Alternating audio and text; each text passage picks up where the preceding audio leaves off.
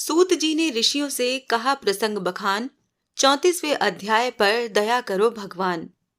ऋषियों ने पूछा, हे सूत जी, पीपल के वृक्ष की शनिवार के अलावा सप्ताह के शेष दिनों में पूजा क्यों नहीं की जाती?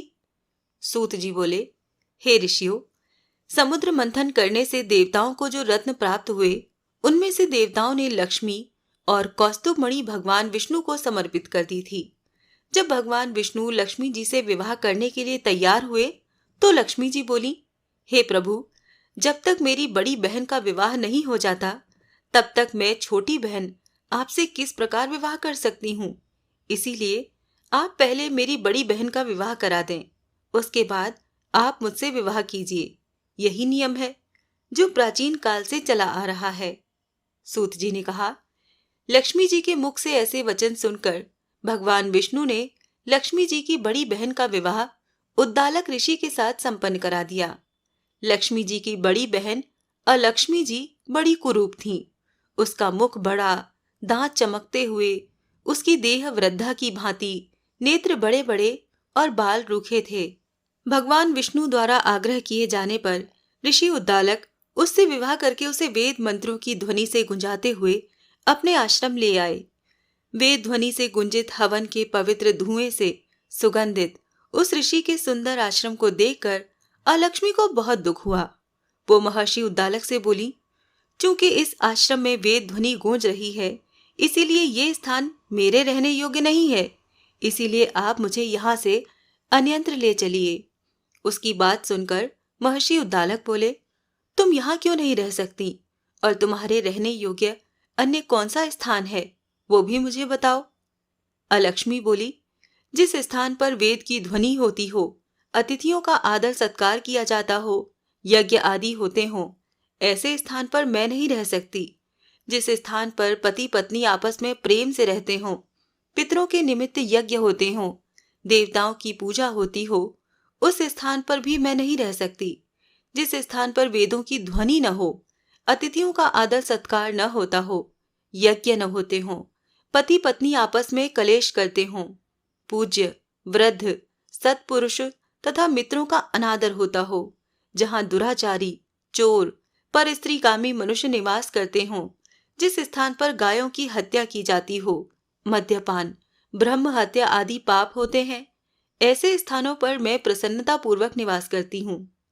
सूत जी बोले, अलक्ष्मी के मुख से इस प्रकार के वचन सुनकर उद्दालक का मन खिन्न हो गया। वो इस बात को सुनकर मौन हो गए। थोड़ी देर बाद वो बोले कि ठीक है, मैं तुम्हारे लिए ऐसा स्थान ढूंढ दूंगा।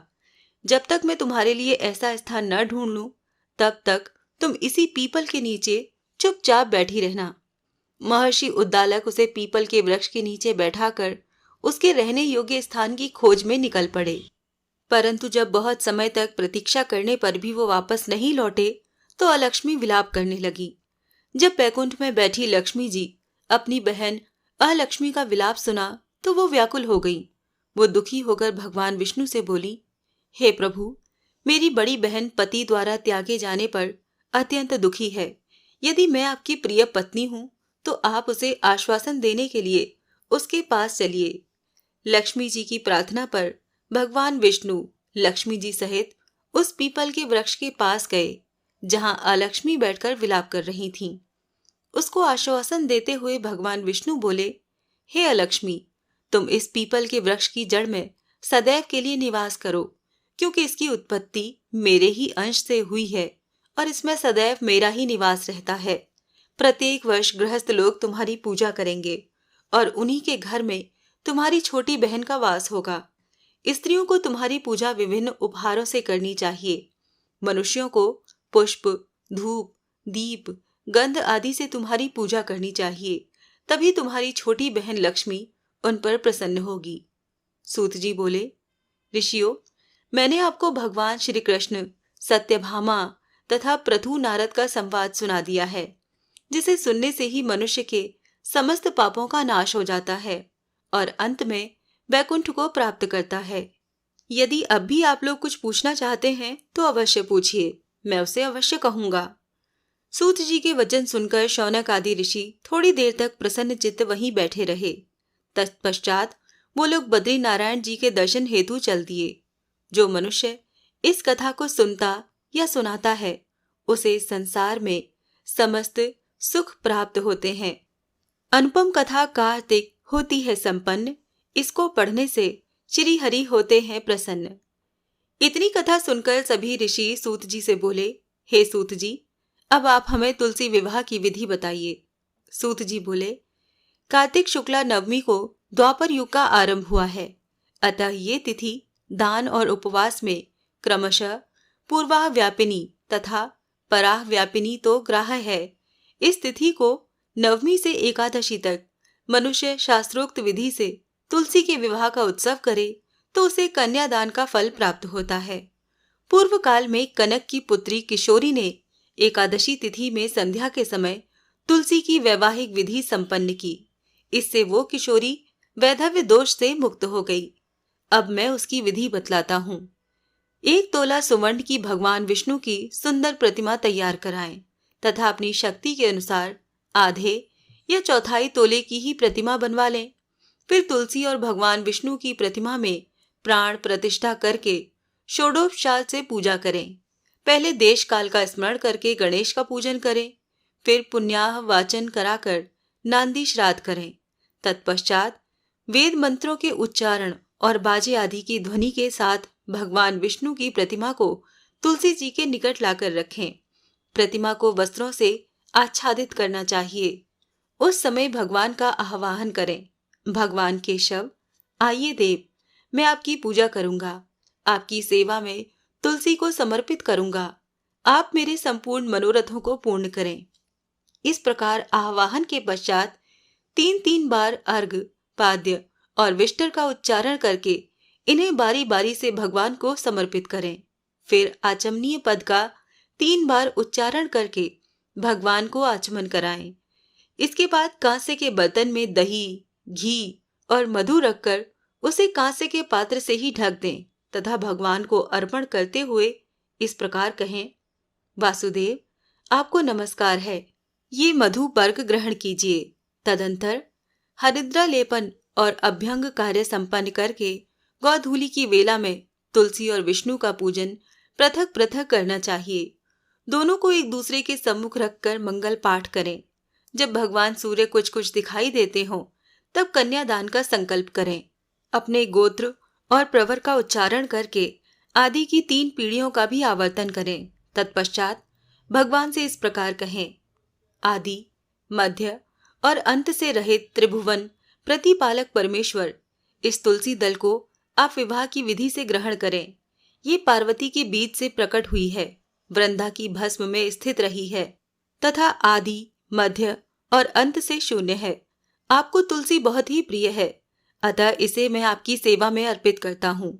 मैंने जल के घड़ों से सींचकर और अन्य प्रकार की सेवाएं करके अपनी पुत्री की भांति इसे पाला, पोसा और बढ़ाया है।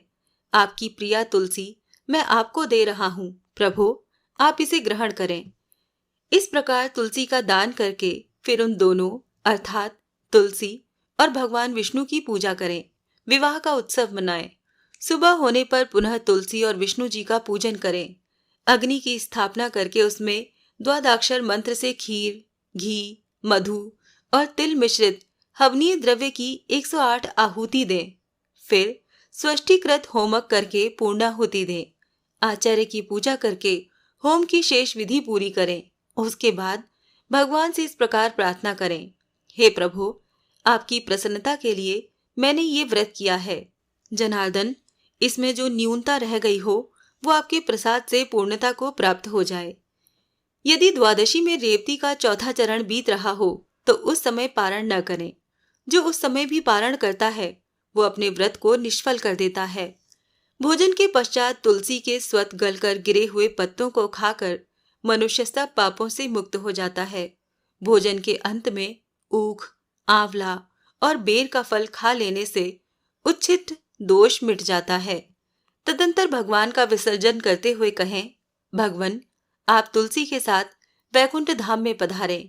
प्रभु, मेरे द्वारा की हुई पूजा ग्रहण करके आप सदैव संतुष्टि करें। इस प्रकार देवेश्वर विष्णु का विसर्जन करके मूर्ति आदि सब सामग्री आचार्य को अर्पण करें। इससे मनुष्य कृतार्थ हो जाता है। ये विधि सुनकर सूत जी ने ऋषियों से कहा, हे ऋषियों, इस प्रकार जो मनुष्य श्रद्धापूर्वक सत्य, शांति और संतोष को धारण करता है, भगवान विष्णु को तुलसी दल समर्पित करता है, उसके सभी पापों का नाश हो जाता है और वो संसार के सुखों को भोग कर अंत में विष्णु लोक को प्राप्त करता है।